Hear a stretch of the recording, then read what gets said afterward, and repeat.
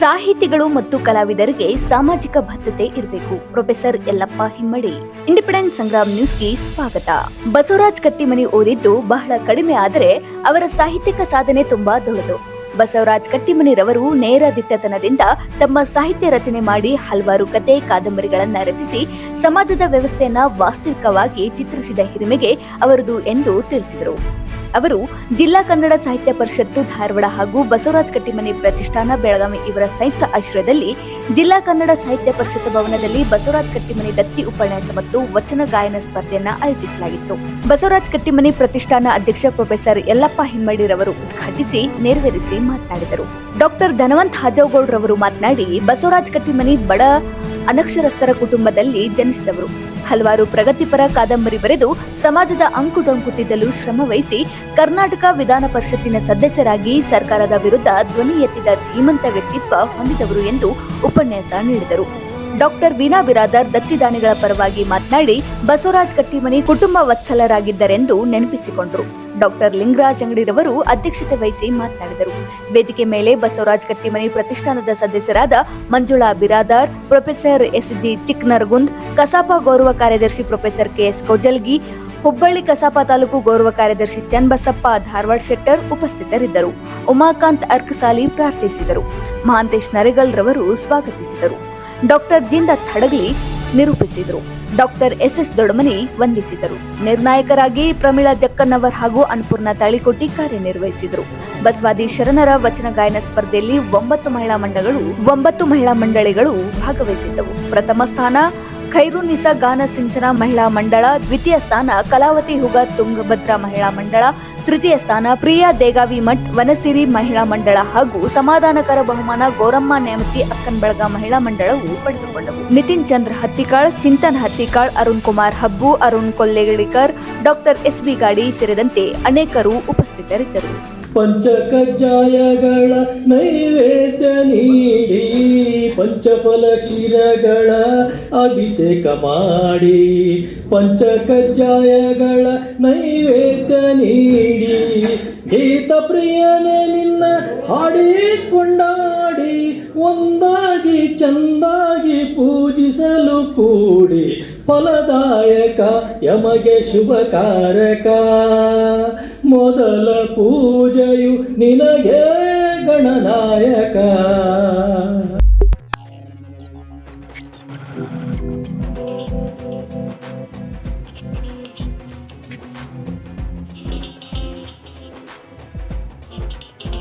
ಬಸವರಾಜ್ ಕಟ್ಟಿಮನಿಯವರ ಬಗ್ಗೆ, ಅವರ ವ್ಯಕ್ತಿತ್ವ ಮತ್ತು ಸಾಹಿತ್ಯದ ಬಗ್ಗೆ ಸ್ನೇಹಿತರಾಗಿರ್ತಕ್ಕಂಥ ಧನವಂತ ಹಾಜವಗಳವರು ವಿಶೇಷ ಉಪನ್ಯಾಸ ಮಾಡಲಿದ್ದಾರೆ. ಆ ಕಾರಣಕ್ಕಾಗಿ ನಾನು ಹೆಚ್ಚಿಗೆ ಮಾತಾಡೋಂಗಿಲ್ಲ. ಕೆಲವಷ್ಟು ವಿಚಾರಗಳನ್ನು ಕೆಲವಷ್ಟು ವಿಚಾರಗಳಂತಂದರೆ ಇವತ್ತಿನ ಸಂದರ್ಭ ನಾವಿವತ್ತೇನು ಕಟ್ಟಿಮನಿಯವರ ಬಗ್ಗೆ ಒಂದು ವಿಶೇಷ ಉಪನ್ಯಾಸ ಇಟ್ಕೊಂಡಿದ್ದೀವಿ. ಯಾಕೆ ಇವೆಲ್ಲ ಬೇಕು? ನಾನು ಧಾರವಾಡವನ್ನು ಕೇಂದ್ರೀಕರಿಸಿ ಹೇಳೋದಾದ್ರೆ, ಕಟ್ಟಿಮನಿ ಕಲಬುರಗಿ ಅಂತವರು ಯಾಕೆ ನಮ್ಗೆ ಆದರ್ಶ ಆಗಬೇಕು, ಯಾಕೆ ಅವ್ರನ್ನ ನಾವು ನೆನೆಸ್ಕೋಬೇಕು ಅಂತ. ಆದರ್ಶ ಯಾಕಂತ ಕೇಳಿದ್ರೆ, ಕಟ್ಟಿಮನಿಯವರು ಸಮಾಜ ಸರ್ಕಾರ ಅವರನ್ನು ಗುರುತಿಸಿದ್ರು. ಸಮಾಜ ಮತ್ತು ಸರ್ಕಾರ ಅವರು ಬದುಕಿರುವಂಥ ಸಂದರ್ಭದೊಳಗೆ ಅವರೇನಾದರೂ ಬರೀತಿದ್ರ, ಅವರೇನಾದರೂ ಮಾತಾಡ್ತಿದ್ರ ಕಿವಿಗೊಟ್ಟು ಕೇಳ್ತಿದ್ರು. ಅಂಥ ವ್ಯಕ್ತಿತ್ವವನ್ನು ಸಾಹಿತಿಯಾಗಿ ಅವರು ಉಳಿಸ್ಕೊಂಡಿದ್ರು. ಈಗ ಸ್ಥಿತಿ ಹಂಗಿಲ್ಲ. ಯಾಕಂದ್ರೆ ಈಗ ಯಾವುದೇ ಒಬ್ಬ ಸಾಹಿತಿ, ಯಾವುದೇ ಒಬ್ಬ ಕಲಾವಿದ ಮಾತಾಡ್ತಾನೋ ಅಂತಂದ್ರೆ ಸರ್ಕಾರ ಆ ಕಡೆ ನೋಡೋಂಗೇ ಇಲ್ಲ. ನಿಮ್ಗೆ ಗೊತ್ತೈತಿ ಈಗಿನ ಸರ್ಕಾರಗಳು ಹೆಂಗಿದಾವೆ ಅನ್ನೋದು ಗೊತ್ತೈತಿ. ಅದಕ್ಕೆ ಕಾರಣನೂ ನಾವು ಹುಡ್ಕೋಬೇಕು. ಸರ್ಕಾರದ ಮೇಲಾಗಲಿ, ಒಂದು ಸಮಾಜದ ಮೇಲಾಗಲಿ ಒಂದು ನಾವು ಅಪವಾದನ ಹೊರಿಸೋದಲ್ಲ. ಆ ರೀತಿ ಇರ್ತಕ್ಕಂಥ ಸಾಹಿತಿಗಳು ಇವತ್ತು ತಮ್ಮ ವೈಯಕ್ತಿಕ ನಡವಳಿಕೆಯಿಂದ ಅಂಥ ಸ್ಥಿತಿಗೆ ತಂದಾರೆ. ಅದನ್ನು ನಾವು ನೆನಪಿಟ್ಕೋಬೇಕು. ಸಾಹಿತಿಗಳಿಗೆ, ಕಲಾವಿದರಿಗೆ ಸರ್ಕಾರ ಯಾಕೆ ಇವ್ರ ಮಾತು ಕಿವಿ ಕೊಡೋಂಗಿಲ್ಲ, ಸರ್ಕಾರ ಇವ್ರನ್ನ ಯಾಕೆ ಗಂಭೀರವಾಗಿ ಪರಿಗಣಿಸೋಂಗಿಲ್ಲ ಅಂತಂದ್ರೆ, ಸಾಹಿತಿಗಳಾದಂಥವ್ರು ನಾವು ಕೂಡ ಅಂಥ ವ್ಯಕ್ತಿತ್ವವನ್ನು ಕಾಯ್ಕೊಳ್ಳೋಕೆ ನಾವು ಎಲ್ಲೋ ಒಂದು ಕಡೆ ಸೋತಿದ್ದೀವೇನೋ ಅನ್ನುವಂಥ ಒಂದು ಭಾವನೆ ನನಗನ್ನಿಸ್ತದೆ. ಆದರೆ ಕಟ್ಟಿಮನಿಯವರು ಹಂಗಿರಲಿಲ್ಲ. ಕಟ್ಟಿಮನಿಯವರು ಅಪ್ರತಿಮ ಬಂಡಾಯದ ವ್ಯಕ್ತಿತ್ವದವರು. ಬಂಡಾಯ ಅನ್ನುವಂಥ ಪದ ಮೊದಲಿಂದಲೂ ಇದ್ದರೂ ಕೂಡ ಕರ್ನಾಟಕದಲ್ಲಿ ಒಂದು ಚಳವಳಿಯಾಗಿ 1979ರಿಂದ ಈ ಕಡೆ ಬಂತಲ್ಲ, ಅದು ಒಂದು ದೊಡ್ಡ ಸೈದ್ಧಾಂತಿಕ ನಿಲುವನ್ನು ಅದು ಸಮಾಜದ ಮುಂದೆ, ಸಾಹಿತ್ಯ ಲೋಕದ ಮುಂದೆ ಮಂಡಿಸಿತು. ಅದೇನು ಅಂತಂದ್ರೆ ಸೈದ್ಧಾಂತಿಕ ಬದ್ಧತೆ ಮತ್ತು ಸಾಮಾಜಿಕ ಹೊಣೆಗಾರಿಕೆ. ಸೈದ್ಧಾಂತಿಕ ಬದ್ಧತೆ ಅಂತಂದ್ರೆ ನಾವು ಯಾರ ಕುರಿತು ಬರಿಬೇಕು ಅನ್ನುವಂಥ ನಮಗೊಂದು ನಿಲುವು ಇರಬೇಕು. ಒಬ್ಬ ಕಲಾವಿದರಾಗಿ ನಾವು ಯಾರ ಕುರಿತು ಮಾತಾಡ್ತಿದ್ದೀವಿ ಅನ್ನುವಂಥದ್ದು ಅರಿವು ಇರಬೇಕು. ನಾವು ಏನೇನು ಮಾತಾಡ್ತೀವಲ್ಲ ಹಂಗೆ ಬದುಕಿನೊಳಗೆ ನಾವು ನಡ್ಕೊಂಡಿರಬೇಕು. ಅಂದ್ರೆ ಸಮಾಜ, ಸರ್ಕಾರ ನಮಗೆ ಗೌರವ ಕೊಡ್ತೈತಿ. ಇಂಥದ್ದೊಂದು ಎರಡನೇದು ಅವರು ಭಾಳ ದೊಡ್ಡ ಪ್ರತಿಪಾದನೆಯ ಒಂದು ಅಂಶ ಏನು ಅಂತಂದ್ರೆ ಸಾಮಾಜಿಕ ಹೊಣೆಗಾರಿಕೆ ಇರಬೇಕು. ಯಾರಿಗೆ? ಸಾಹಿತ್ಯ ಮತ್ತು ಕಲಾವಿದರಾದವ್ರಿಗೆ. ಏನು ಹಂಗಂದ್ರೆ ಸಾಹಿತ್ಯ ಮತ್ತು ಕಲಾವಿದರಾದವ್ರಿಗೆ, ಯಾಕಂದ್ರೆ ಸಾಹಿತ್ಯ ಕಲಾವಿದರಿಗೆ ಭಾಳ ದೊಡ್ಡ ಜವಾಬ್ದಾರಿ ಇರ್ತೈತಿ. ಸಾಹಿತಿಗಳಿಗೆ ನಿಮ್ಗೆ ಸುಮ್ಮನೆ ಒಂದು ಉದಾಹರಣೆ ಕೊಡ್ತಿರ್ತೀನಿ ನಾನು. ಕರ್ನಾಟಕದಲ್ಲಿ ಇರ್ತಕ್ಕಂಥದ್ದು, ಬೇರೆ ದೇಶದ ಬಿಟ್ಟು ಬಿಡೋದು, ಕರ್ನಾಟಕದಲ್ಲಿ ಇರ್ತಕ್ಕಂಥ ಸಾಹಿತ್ಯ ಕಲಾವಿದರಿಗೆ ಇರ್ತಕ್ಕಂಥ ಪ್ರಶಸ್ತಿಗಳನ್ನು ನೀವು ನೋಡ್ರಿ. ನೀವು ಆ ಪ್ರಶಸ್ತಿಗಳ ಮೊತ್ತಗಳನ್ನು ನೋಡ್ರಿ. ನೀವು ಬೇರೆ ಯಾವ ಕ್ಷೇತ್ರದವ್ರಿಗೆ ಇಲ್ಲ. ಸಾಹಿತ್ಯ ಅಕಾಡೆಮಿ ಗೌರವ ಪ್ರಶಸ್ತಿಗಳದಾವ, ನೃಪತುಂಗ ಪ್ರಶಸ್ತಿ ಐತಿ, ಪಂಪ ಪ್ರಶಸ್ತಿ ಐತಿ, ಸಂಗೀತಕ್ಕೆ ನೋಡಿದ್ರೆ ಪುರಂದರದಾಸರ ಪ್ರಶಸ್ತಿ ಐತಿ. ಭಾಳ ದೊಡ್ಡ ಪ್ರಶಸ್ತಿಗಳದಾವೆ. ಅಷ್ಟೇ ಅಲ್ಲದೆ ಕರ್ನಾಟಕ ಸರ್ಕಾರ ಸ್ಥಾಪನೆ ಮಾಡಿರ್ತಕ್ಕಂಥ ಎಲ್ಲ ಪ್ರತಿಷ್ಠಾನಗಳು ಕೂಡ ವರ್ಷಕ್ಕೆ ಪ್ರಶಸ್ತಿಗಳು ನೀಡ್ತಾವೆ. ಇವೆಲ್ಲ ಯಾರಿಗದಾವೆ? ಇವು ಸಾಹಿತ್ಯ ಕಲಾವಿದರಿಗದಾವೆ. ಆ ಸಾಹಿತ್ಯ ಕಲಾವಿದರಾದವರು ಇಂಥ ಒಂದು ಪ್ರಶಸ್ತಿಗೆ ಅರ್ಹರಾಗಬೇಕಾದ್ರೆ ಕಾರಣ ಯಾರು ಅಂದ್ರೆ ಸಮಾಜ. ಕಲಾವಿದರ ಹಾಡುಗಳನ್ನು, ಕಲಾವಿದರ ಅಭಿನಯವನ್ನು ನೋಡಿ ಮೆಚ್ಚಿ ಇವರು ಕಲಾವಿದರು ಅಂತ ಹೇಳೋರು ಯಾರು? ಸಮಾಜ. ಸಾಹಿತಿಗಳ ಸಾಹಿತ್ಯವನ್ನು ಓದಿ ಇಂಥ ಸಾಹಿತಿ ಇರಬೇಕು ಅನ್ನೋ ಸಮಾಜಕ್ಕೆ, ನಮ್ಮ ಧ್ವನಿಯಾಗಿ ಸಾಹಿತಿಯಾಗಿ ಮಾತಾಡ್ತಾರಲ್ಲ ಅದಕ್ಕೆ ಅಂಥವ್ರು ಇರಬೇಕು ಅಂತ ಗುರುತಿಸಿದವ್ರು ಯಾರು ಅಂದ್ರೆ ಸಮಾಜ. ಗುರುತಿಸಿ ಸರ್ಕಾರಕ್ಕೆ ಹೇಳ್ತೈತಿ ಇಂಥ ಒಬ್ಬ ಸಾಹಿತ್ಯನ ನೀವು ಬಹುಮಾನ ಕೊಡ್ರಿ, ಈ ಸಾಹಿತ್ಯದ ಇಂಥ ಸಾಹಿತ್ಯ ಹೆಸರು ಮೇಲೆ ನೀವು ಇಂಥ ಪ್ರತಿಷ್ಠಾನ ಮಾಡಿರಿ. ಅದಕ್ಕೆ ಸಾಹಿತಿಯಾದವರು, ಕಲಾವಿದರಾದವರು ಸಾಮಾಜಿಕ ಹೊಣೆಗಾರಿಕೆಯನ್ನು ನಿಭಾಯಿಸಬೇಕು. ಸಾಮಾಜಿಕ ಹೊಣೆಗಾರಿಕೆ ಅಂದರೆ ಏನು? ನಾವಿರುವ ಸಮಾಜದೊಳಗಿರ್ತಕ್ಕ ಅಸಮಾನತೆಗಳದಾವಲ್ಲ, ಆ ಅಸಮಾನತೆಗಳಿಗೆ ಧ್ವನಿಯಾಗಬೇಕು ಸಾಹಿತ್ಯ ಕಲಾವಿದರಿದ್ದವರು. ನಾನು ಬರೆದಿದ್ದೀನಿ, ನಾನು ಬರೆದಿರ್ತಕ್ಕಂಥ ಸಾಹಿತ್ಯಕ್ಕೆ ವೈಯಕ್ತಿಕ ಪರಿಸ್ಥಿತಿ ಸಿಕ್ಕತಿ, ನಾನು ಸಮಾಜ ನನಗೇನು ಸಂಬಂಧ ಇಲ್ಲ ಅನ್ನುವಂಥ ಕಾಲ ಅಲ್ಲ ಇದು. ಆ ಕಾರಣಕ್ಕಾಗಿ ಕಟ್ಟಿಮನಿ ಅಂತವರು ತಮ್ಮ ಸಾಮಾಜಿಕ ಜವಾಬ್ದಾರಿಯನ್ನು ಹುಟ್ಟಿನಿಂದ ನಿಭಾಯಿಸ್ತಾ ಬಂದಂಥವ್ರು. ಅವರು ಮೊದಲಿಗೆ ಪತ್ರಿಕಾರಂಗ ಪ್ರವೇಶ ಮಾಡ್ತಾರೆ. ಸ್ನೇಹಿತರಾದಂಥ ನಮ್ಮ ಹಾಜೋಗಳು ಮಾತಾಡ್ತಾರೆ ಅನ್ನೋ ಕಾರಣಕ್ಕೆ ಎಲ್ಲನೂ ಮಾತಾಡೋಂಗಿಲ್ಲ. ಕೆಲವಷ್ಟು ವಿಷಯ ನಾನು ಏನು ಹೇಳಬೇಕು ಉದ್ಘಾಟನಾ ಮಾತಿನೊಳಗೆ ಅದನ್ನ ಹೇಳಾಕ್ತೀನಿ. ಅವರು ಪತ್ರಿಕಾ ರಂಗಕ್ಕೆ ಬರ್ತಾರೆ. ಯಾವ್ಯಾವ ಪತ್ರಿಕೆಗಳಲ್ಲಿ ಕೆಲಸ ಮಾಡ್ತಾರಲ್ಲ ಆ ಪತ್ರಿಕೆ ಇದರಿಂದ ಕಚೇರಿಯಿಂದ ಹೊರಗೆ ಬರ್ತಾರೆ. ಯಾಕಂದ್ರೆ ಅವರು ಸಮಾಜದ ಬಗ್ಗೆ, ಸಮಾಜದಲ್ಲಿ ನಡೀತಕ್ಕಂಥ ಅನ್ಯಾಯಗಳ ಬಗ್ಗೆ ಅವ್ರು ಬರೀತಿರ್ತಾರೆ. ಅದು ಸಂಪಾದಕರಿಗೆ ಇಷ್ಟ ಆಗಂಗಿಲ್ಲ. ಅಲ್ಲಿಂದ ಬಿಟ್ಟು ಅವರು ಸ್ವಾತಂತ್ರ್ಯ ಹೋರಾಟದಾಗ ಭಾಗವಹಿಸ್ತಾರೆ, ಜೈಲು ಸೇರ್ತಾರೆ. ಜೈಲಿನಿಂದ ಬಿಡುಗಡೆಯಾಗಿ ಮತ್ತೆ ಬರವಣಿಗೆಗೆ ಬರ್ತಾರೆ. ಅವರು ಉಷಾ ಪತ್ರಿಕೆ ಮೂಲಕ ಅವರು ನಾಡಿನಲ್ಲಿ ಇರ್ತಕ್ಕಂಥ ಬಹಳಷ್ಟು ಜನ ತನ್ನ ಸಂದರ್ಭದ ಪ್ರಗತಿಶೀಲ ಲೇಖಕರನ್ನು ಅವರು ಗುರುತಿಸಿ ಬೆಳಕಿಗೆ ತರ್ತಾರೆ. ನಿಮಗೆ ಗೊತ್ತಿರಬೇಕು, ಬಹುಶಃ ಭಾಳ ಮಂದಿ ಚರಿತ್ರೆ ಗೊತ್ತೈತಿಲ್ಲ ಗೊತ್ತಿಲ್ಲ, ಬಹುಶಃ ನಿಮ್ಗೆಲ್ಲರೂ ಗೊತ್ತಿರ್ತೈತೆ ಅಂತ ಅಂದ್ಕೊಂಡಿದ್ವಿ. ಕರ್ನಾಟಕದೊಳಗೆ ಪ್ರಗತಿಶೀಲ ಸಾಹಿತ್ಯ ಚಳವಳಿ ಅನ್ನುವಂಥದ್ದು 1944 ಹುಟ್ಟುಕೊಂಡು 47 ಅದು ಒಡೆದು ಅದು ಅಸ್ತಿತ್ವ ಕಳ್ಕೊಂಡು ಬರೀ ಇದ್ದದ್ದು 4 ವರ್ಷ. ಆ 4 ವರ್ಷದ ನಂತರ ಪ್ರಗತಿಶೀಲ ಧೋರಣೆಯನ್ನು ಗುರಿಯಾಗಿ ಇಟ್ಕೊಂಡು ಬರೆದಂಥವ್ರು ಇಬ್ಬರು ವ್ಯಕ್ತಿಗಳು ಭಾಳ ಪ್ರಮುಖವಾಗಿ ಕಾಣಿಸ್ತಾರೆ ನಮಗೆ. ಒಬ್ಬರು ನಿರಂಜನರು, ಇನ್ನೊಬ್ಬರು ಬಸವರಾಜ ಕಟ್ಟಿಮನಿ. ಬಸವರಾಜ ಕಟ್ಟಿಮನಿಯವರು ತಮ್ಮ ಬದುಕನ್ನು ಸಮಾಜಕ್ಕೆ ಅರ್ಪಣೆ ಮಾಡ್ತಾರೆ. ನಿಮಗೆ ಗೊತ್ತಿರಬೇಕು, ಅವರು ಜರತಾರಿಯ ಜಗದ್ಗುರು ಅನ್ನುವಂಥ ಕಾದಂಬರಿ ಬರೆದ ನಂತರ ಅವರನ್ನು ಹತ್ಯೆ ಮಾಡೋದಕ್ಕೆ ಭಾಳ ದೊಡ್ಡ ಸಂಚಲನ ನಡೀತೈತಿ. ಅವ್ರ ಮೇಲೆ ಫೈರಿಂಗು ಆಗ್ತೈತಿ. ಜ್ವಾಲಾಮುಖಿಯ ಮೇಲೆ ಕಾದಂಬರಿ ಬರೆದ ನಂತರ ಅವರ ಸಾಮಾಜಿಕ ಜೀವನ ಮತ್ತು ಅವರ ಸಮಾಜವನ್ನು ಗ್ರಹಿಸುವಂಥ ರೀತಿ ಅಂತ ಅದೊಂದು ಗೊತ್ತಾಗ್ತದೆ. ಅವರಿಗೆ ಆ ಕೃತಿಗಾಗಿ ಸೋವಿಯತ್ ಲ್ಯಾಂಡ್ ನೆಹರು ಪ್ರಶಸ್ತಿನೂ ಕೂಡ ಸಿಗುತ್ತೆ. ಇಷ್ಟಾಗಿಯೂ ಅವರು ಸಮಾಜದ ದೂರ ನಿಲ್ಲಂಗಿಲ್ಲ. ನನಗೆ ಕಟ್ಟಿಮನಿಯವರು ನಮ್ಮ ಊರಿನ ಬೀಗರವರು. ನಾನು ಅವ್ರನ್ನ ಮೊಟ್ಟ ಮೊದಲು ನೋಡಿದ್ದು 1975 5ನೇ ತರಗತಿಯಲ್ಲಿದ್ದೆ. ಕರ್ನಾಟಕ ವಿಶ್ವವಿದ್ಯಾಲಯದ ಪ್ರಸಾರಾಂಗದ ವಿಶೇಷ ಉಪನ್ಯಾಸ ಕಾರ್ಯಕ್ರಮಗಳು ನಡೆದಿರ್ತಾವೆ ಹಳ್ಳಿಗಳಲ್ಲಿ. ಆ ಕಾರ್ಯಕ್ರಮಕ್ಕೆ ಅವ್ರನ್ನ ನಮ್ಮ ಡಾಕ್ಟರ್ ಸಂಗಮೇಶ್ ಬಿರಾದರ್ ಅನ್ನುವಂಥವ್ರು ಕರ್ಕೊಂಡು ಬಂದಿದ್ದರು ಊರಿಗೆ. ನಮ್ಮನ್ನೆಲ್ಲ ಶಾಲೆಗಿಂದ ಕರ್ಕೊಂಡು ಅಲ್ಲಿ ಸಾಹಿತಿಗಳು ಬಂದಾರ ನೋಡ್ಲಕ್ಕೆ ಬರ್ರಿ ಅಂತ ಪಂಚಾಯತಿಗೆ ಕರ್ಕೊಂಡು ಹೋಗಿದ್ದರು. ಅವಾಗ ನಾನು ಮೊಟ್ಟ ಮೊದಲ ಬಾರಿಗೆ ಅವ್ರನ್ನ ನೋಡಿದ್ದೆ. ಆಮೇಲೆ 85ರಲ್ಲಿ ನಾನು MAಗೆ ಬಂದಾಗ ನಮ್ಮ ಸಂಗಮೇಶ್ ಬಿರಾದರ್ ಸರ್ ಅಲ್ಲಿ ಕಟ್ಟಿಮನಿ ಸರ್ ಇರ್ತಾರೆ, ನಾವು ಇದರಲ್ಲಿ ನವೋದಯ ನಗರದಾಗ, ಇವ್ರಿಗೊಂದು ಪತ್ರ ಕೊಟ್ಟು ಬಾ ಅಂತ ಹೇಳಿ ಒಂದು ಕವರ್ ಕೊಟ್ಟಿದ್ದಾರೆ ನನ್ನ ಕಡೆಗೆ. ಅವಾಗ ಒಂದು ಸಾರಿ ಮನೆಗೆ ಹೋಗಿ ಅವ್ರ ಜೊತೆ ನಾನು ಪರಿಚಯ ಮಾಡಿಕೊಂಡು 85ರಲ್ಲಿ ನಾನು MA ಪ್ರವೇಶಕ್ಕೆ ಬಂದಿದ್ದೆ. ಅವಾಗೊಂದು ಸಲ ನಾನು ತುಂಗಳದವ್ರಿ ಅಂತ ಹೇಳಿದೆ ಅವರಿಗೆ, ಆ ಪತ್ರ ಕೊಟ್ಟೆ, ಅದೊಂದು ಸಲ ನೋಡಿದ್ದೆ. ಆಮೇಲೆ ಅವರ ಸಾಕಷ್ಟು ನಮಗೆ ಪರಿಚಯ ಆದದ್ದು ಸಾಹಿತ್ಯದ ಮೂಲಕ. ಆಮೇಲೆ ಇನ್ನೂ ಒಂದು ನಾನು ಈ ಸಂದರ್ಭದಲ್ಲಿ ನೆನೆಸ್ಬೇಕು ಅಂದರೆ ಮೇಡಮ್ ಅವರು ಈ ದತ್ತಿ ಕಾರ್ಯಕ್ರಮವನ್ನು ಇಟ್ಟಿರುವಂಥದ್ದು, ಮತ್ತು ನಮ್ಮ ಊರೊಳಗೆ ಬಿರಾದರ್ ಮನೆತನ ಏನೈತಲ್ಲ ಭಾಳ ಉದಾರವಾಗಿರುವಂಥ ಒಂದು ಮನೆತನ. ಭಾಳಷ್ಟು ಬಿರಾದರ್ ಮನೆತನಗಳದಾವೆ ನಮ್ಮಲ್ಲಿ.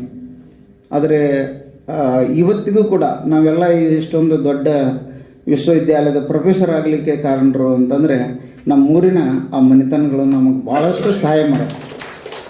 ಅದನ್ನು ನಾನು ಅತ್ಯಂತ ಕೃತಜ್ಞತೆಯಿಂದ ನೆನೀತಾ ಇರ್ತೀನಿ.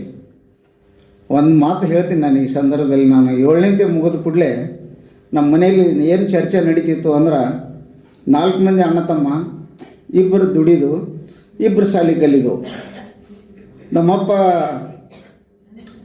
7ನೇ ತರಗತಿಗೆ ನನಗೆ ನಮ್ಮ ಅಣ್ಣ ಇನ್ನೊಬ್ಬ ತಕರಾರು ಮಾಡಿದ, ನಾನೊಬ್ಬನೇ ಯಾಕೆ ಜೀತ ಇಟ್ರಿ, ಅವನೊಬ್ಬನ ಜೀತ ಇಡ್ರಿ ಅಂತ. ಅದಕ್ಕೆ ನಮ್ಮಪ್ಪ ಇಲ್ಲ, ನಾ ದುಡಿತೀನಿ ಅವನ ಬದಲಿ, ಹುಷಾರದನ ಶಾಲೆ ಕಲೀಲಿ ಅಂತಿದ್ದ. ಅವಾಗ ನನಗೆ ಗೊತ್ತಿರಲಾರ್ದಂಗೆ ಬಿರಾದಾರ್ ಅವ್ರ ಮನೆಗೆ ಹೋಗಿ ಅಲ್ಗೊಂಡು ಬಿರಾದಾರ್ ಅಂತ ಸರ್ ಸಂಬಂಧಿಕರೇ ಇರಬೇಕು, ಅವ್ರ ಮನೆಗೆ ಹೋಗಿ ನನ್ನ ಮಗನ ಜೀತ ಇಡೋ ಸಲುವಾಗಿ ಮನೆಯಾಗ ತಕರಾರು ನಡೆದೈತೆ ರೀ, ಅವ್ನು ಹುಷಾರದಾನ, ಅವ್ನು ನೀವೆಲ್ಲಿ ನೌಕರಿ ಮಾಡ್ತಿರಲ್ಲ ಅಲ್ಲಿ ಕರ್ಕೊಂಡು ಹೋಗ್ರಿ ಅಂತ ಹೇಳಿದರು. ಅದಕ್ಕೆ ನಮ್ಮ 7ನೇಂತಿದ್ದು ಸರ್ಟಿಫಿಕೇಟ ನೋಡಿಲ್ಲ ನಾವು. ಆ ಬಿರಾದರ್ ಸರ್ ನಮ್ಮನ್ನು ತೀರದಾಳಕ್ಕೆ ಅಲ್ಲಂಪ್ರಭು ಉಚಿತ ಪ್ರಸಾದ ನಿಲಯಕ್ಕೆ ಸೇರಿಸಿ ನಮ್ಮನ್ನು ಓದಿಸಿದರು. ಜಮಖಂಡಿಗೆ ಬಂದಿದ್ದ ಸಂಗಮೇಶ್ ಬಿರಾದರ್ ಸರ್ ನನ್ನ ಅಚ್ಚುಮೆಚ್ಚಿನ ಗುರುಗಳಾದರು.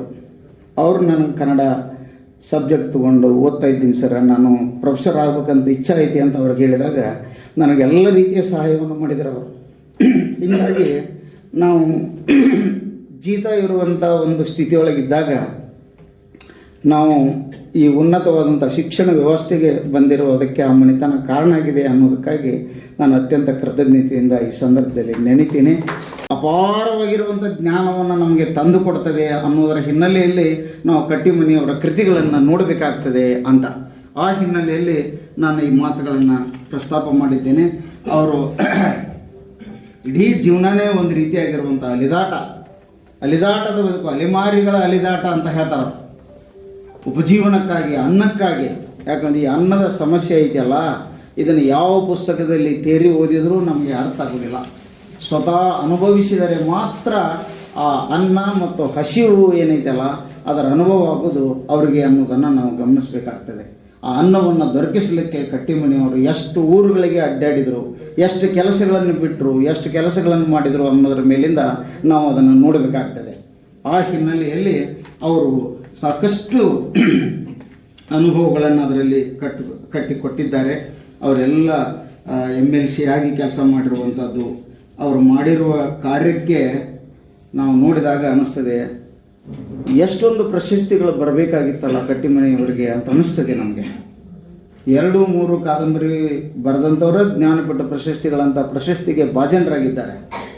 ಆದರೆ ಅತ್ಯಂತ ವಾಸ್ತವದ ಘಟನೆಗಳನ್ನು ಇಟ್ಟುಕೊಂಡು ಕನ್ನಡ ಸಾಹಿತ್ಯದ ಮೌಲಿಕ 40 ಕಾದಂಬರಿಗಳನ್ನು ರಚಿಸಿರ್ತಕ್ಕಂಥ ಒಬ್ಬ ಕಟ್ಟಿಮನಿಯವರಿಗೆ ಯಾವ ರಾಷ್ಟ್ರ ಮಟ್ಟದ ಪ್ರಶಸ್ತಿಗಳು ಕೂಡ ಸನಿಕ ಹಾದಿಲ್ಲ. ಈ ಸಾಹಿತ್ಯದೊಳಗೂ ಕೂಡ ಒಂದು ರೀತಿಯ ರಾಜಕೀಯ ಇರೋದನ್ನು ನಮಗೆ ಗುರುತಿಸಲಿಕ್ಕೆ ಸಾಧ್ಯ ಆಗ್ತದೆ. ಆದರೆ ಯಾವ ಪ್ರಶಸ್ತಿಗಳಿಗಾಗಿ, ಯಾವ ಸನ್ಮಾನಗಳಿಗಾಗಿ ಅವರು ಈ ಸಾಹಿತ್ಯವನ್ನು ಸೃಷ್ಟಿ ಮಾಡಲಿಲ್ಲ. ಆಧುನಿಕ ಕನ್ನಡ ಸಾಹಿತ್ಯ ಚರಿತ್ರೆ ಏನಾದರೂ ಬರೀಬೇಕಾಯಿತು ಅಂತಂದರೆ ಕಟ್ಟಿಮನಿಯವರನ್ನು ಹೊರತುಪಡಿಸಿ ಆಧುನಿಕ ಕನ್ನಡ ಸಾಹಿತ್ಯ ಚರಿತ್ರೆಯನ್ನು ಬರೀಲಿಕ್ಕೆ ಸಾಧ್ಯ ಇಲ್ಲ. ಅಷ್ಟು ಅವರನ್ನು ದಾಖಲಿಸಲೇಬೇಕಾಗ್ತದೆ. ಅದು ಪ್ರಗತಿಶೀಲ ಸಾಹಿತ್ಯದ ಕಾಲಘಟ್ಟದಲ್ಲಿ ಅನ್ನೋದನ್ನು ನಾವು ಗಮನಿಸಬೇಕಾಗ್ತದೆ.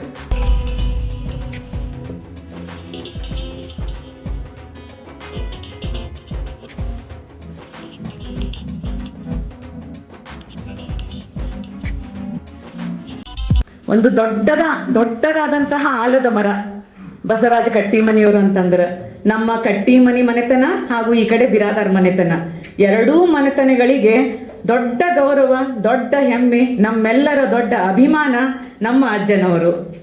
ಬಹಳ ಖುಷಿ ಅನಿಸ್ತದ. ಅಂಥ ದೊಡ್ಡ ವ್ಯಕ್ತಿತ್ವ ಹೊಂದಿದ, ಮೇರು ವ್ಯಕ್ತಿತ್ವವನ್ನು ಹೊಂದಿದ ಒಬ್ಬ ಸಾಹಿತಿಯ ಮನೆಯಲ್ಲಿ ನಾವು ಜನಿಸಿದೀವಿ. ಅವರ ನೆರಳಿನಲ್ಲಿ ಅವರು ನಮಗೆ ಹಾಕಿಕೊಟ್ಟ ಒಂದು ದಾರಿಯಲ್ಲಿ ನಾವೆಲ್ಲರೂ ನಡೀತಾ ಇದ್ದೀವಿ ಅಂತ ಅನ್ನುವುದ ನಮ್ಗೆಲ್ಲರಿಗೂ ಒಂದು ದೊಡ್ಡ ಖುಷಿಯ ಸಂಗತಿ. ಇಲ್ಲಿ ನೆನೆಸಬೇಕಾಗಿದ್ದ ಒಂದೆರಡು ಅಂಶಗಳು. ಇವತ್ತು ನಾವೆಲ್ಲ ಮೊಮ್ಮಕ್ಕಳು, ಮಕ್ಕಳ ಕಾಲ ಮುಗಿದು ಇವತ್ತು ನಾವು ಮೊಮ್ಮಕ್ಕಳು. ಸರ್ ಹೇಳಿದ್ರು ಅಜ್ಜನವರ ಹಾದಿಯಲ್ಲೇ ನಡೀತಾರ ಅಂತೇಳಿ ಅಂಗಡಿ ಸರ್ ಖಾಯಂ ಎಂದು ಹೇಳ್ತಿರ್ತಾರ. ಇದನ್ನ ನಮಗ ಇವತ್ತು ಈ ರೀತಿಯಾಗಿ ಒಂದಿಷ್ಟು ನಮ್ಮ ಕ್ಷೇತ್ರದೊಳಗ ಅಲ್ಪ ಸ್ವಲ್ಪ ಅಳಿಲು ಈ ಸಾಧನೆಗಳನ್ನ ಮಾಡಲಿಕ್ಕೆ ಕಾರಣ ಅಂತಂದ್ರನ ಅದು ಪ್ರಭಾವ ಬೀರಿದ್ದ ಅಜ್ಜನವರು. ಅದಕ್ಕೆ ಎರಡು ಸಂಗತಿಗಳನ್ನ ಹಂಚಿಕೊಳ್ಳಿಕ್ಕೆ ಇಷ್ಟಪಡ್ತೀನಿ. ಎರಡನೇತ್ತ ಇದ್ದೆ ನಾನು ಸೂಟಿಯಲ್ಲಿ ಇಲ್ಲಿ ಬರ್ತಿದ್ವಿ ಧಾರವಾಡಕ್ಕೆ.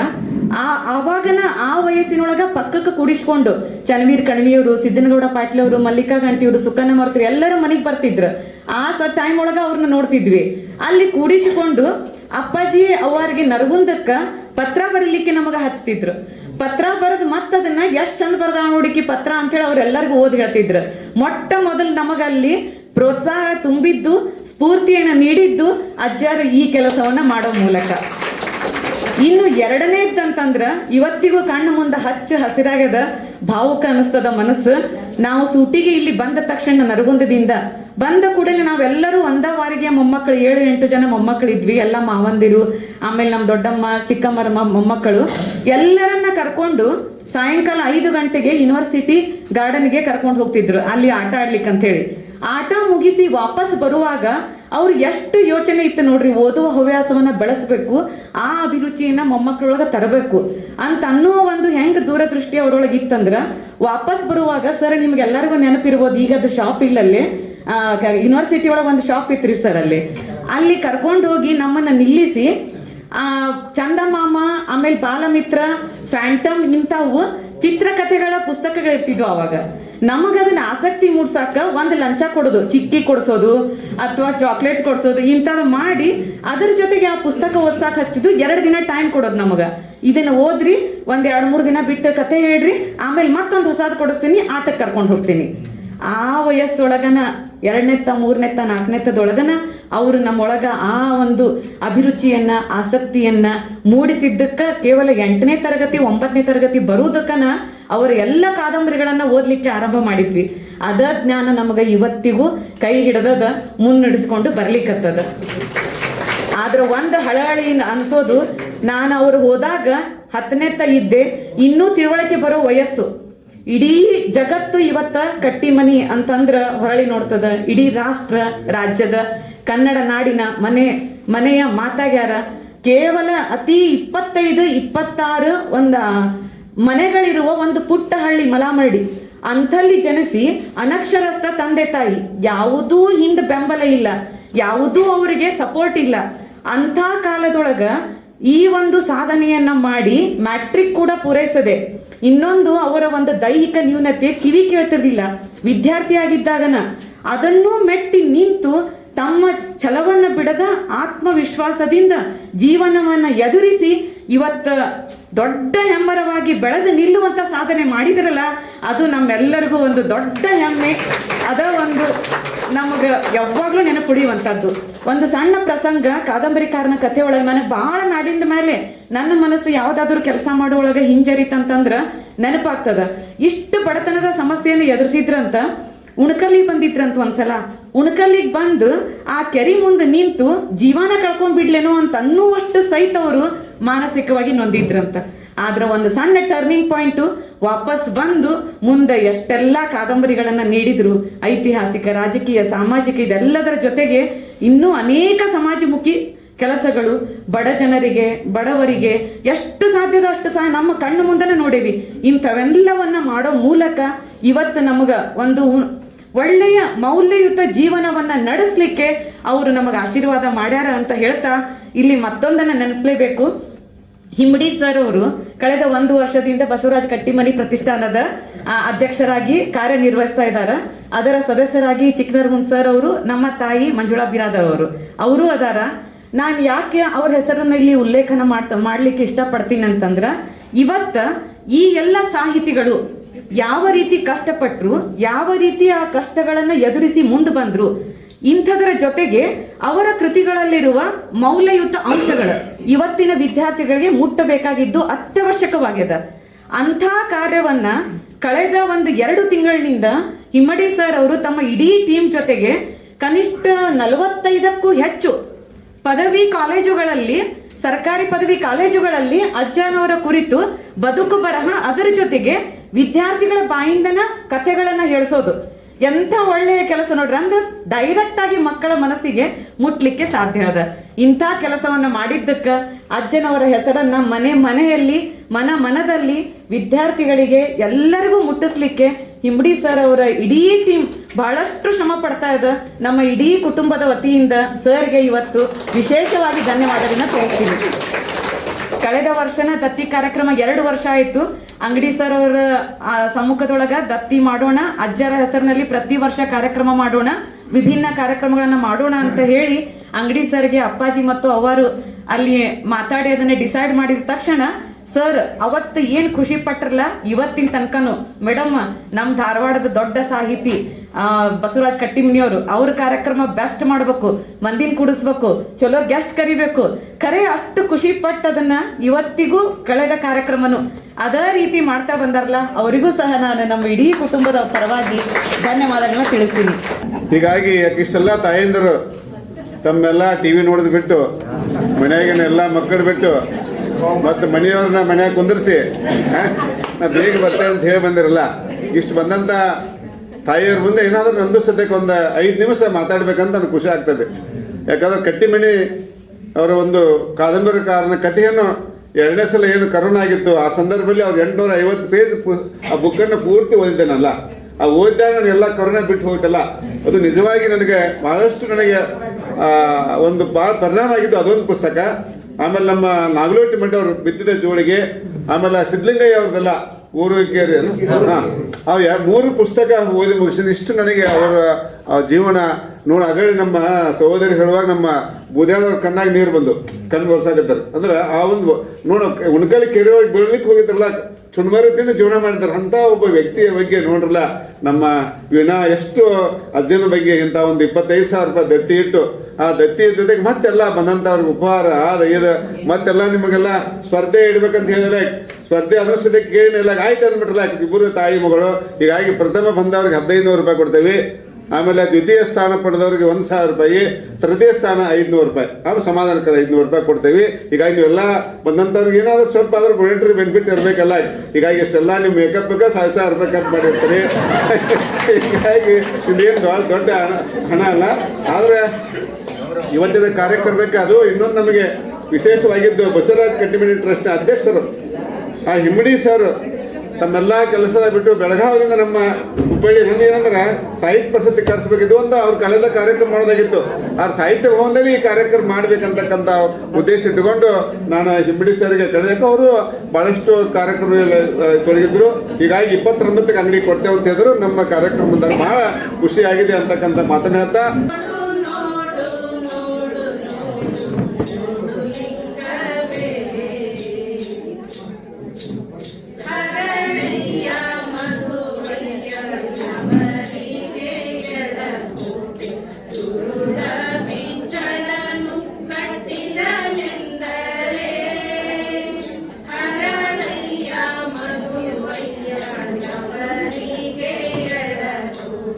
ಗುರುಡ ಬಿಚ್ಚಳ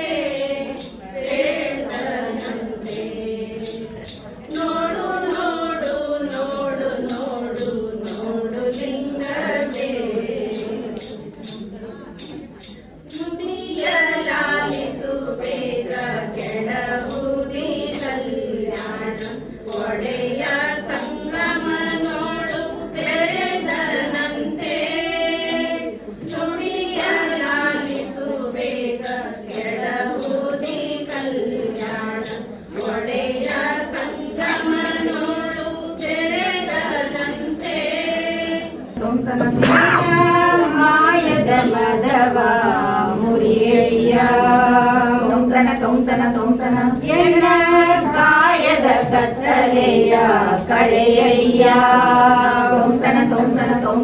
ಎನ್ನ ಮಾಯದ ಮದವ ಮುರಿಯಯ್ಯ ಎನ್ನ ಕಾಯದ ಕತ್ತಲೆಯ ಕಳೆಯಯ್ಯ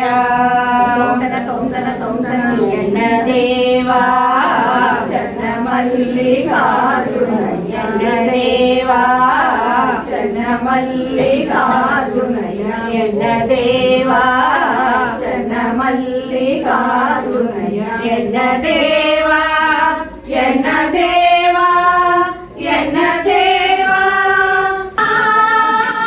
ನಿಮ್ಮ ಶರಣರು ಮೆಡಿದರೆ ಪಾವನವಯ್ಯ ಅಯ್ಯ ನಿಮ್ಮ ಶರಣರು ಇದ್ದ ಪುರವೇ ಕೈಲಾಸಪುರವಯ್ಯ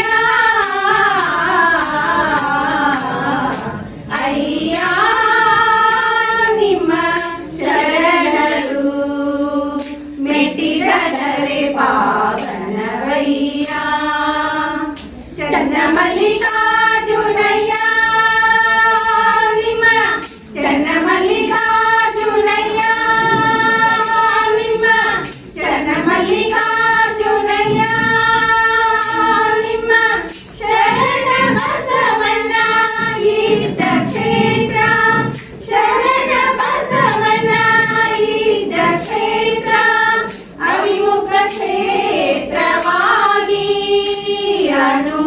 ಅವಿಮುಖ ಕ್ಷೇತ್ರವಾಗಿ ಅನು ಬಸವಣ್ಣನ ಸಿರಿಪಾದಕ್ಕೆ ಅನು ಬಸವಣ್ಣನ ಸಿರಿಪಾದಕ್ಕೆ ನಮೋ ನಮೋ ಎನ್ನುತ್ತೀರ್ತೆನು ನಮೋ ನಮೋ ಎನ್ನುತ್ತೀರ್ತೆನು ಗುರು ತೋರಿಸದಲ್ಲದೆ ಸಾರಿಸದನ್ನ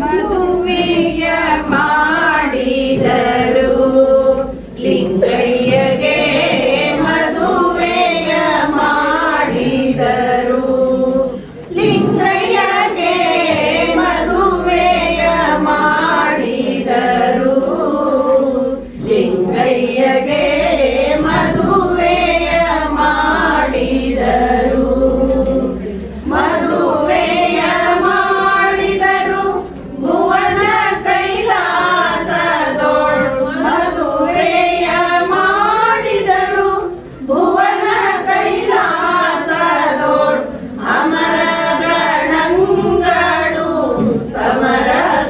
ಸಮರಸದಿಂದಲಿ ಆಹಾರವ ಗಿರಿದು ಮಾಡಿರಯ್ಯ ಆಹಾರವ ಗಿರಿದು ಮಾಡಿರಯ್ಯ ಅತಿಯಾಹಾರದಿಂದ ವ್ಯಾಧಿ ಹತ್ತಿ ಬಲಿಯುವುದಯ್ಯ ಅತಿಯಾಹಾರದಿಂದ ಕಾಯ ಮನ ಇಂದ್ರಿಯಗಳು ವಿಕಾರಗೊಳ್ಳುವವಯ್ಯ ಆಹಾರವ ಗಿರಿದು ಮಾಡಿರಯ್ಯ ಆಹಾರವ ಗಿರಿದು ಮಾಡಿರಯ್ಯ ಮಣ್ಣು ಮಾಯ ಎಂಬರು ಮಣ್ಣು ಮಾಯಲ್ಲ ಹೆಣ್ಣು ಮಾಯ ಎಂಬರು ಹೆಣ್ಣು ಮಾಯಲ್ಲ ಮಣ್ಣು ಮಾಯ ಎಂಬರು ಮಣ್ಣು ಮಾಯಲ್ಲ ಮನದ ಮುಂದನ ಆಸೆ ಮಾಯೆ ಗುಹೇಶ್ವರ ಇದನ್ನು ಹಿಂದಿಯಲ್ಲಿ ಹೇಳುತ್ತೆ कहते हैं कनक माया है कनक माया नहीं कहते हैं कामिनी माया है कामिनी माया नहीं कहते हैं कामिनी माया है कामिनी माया नहीं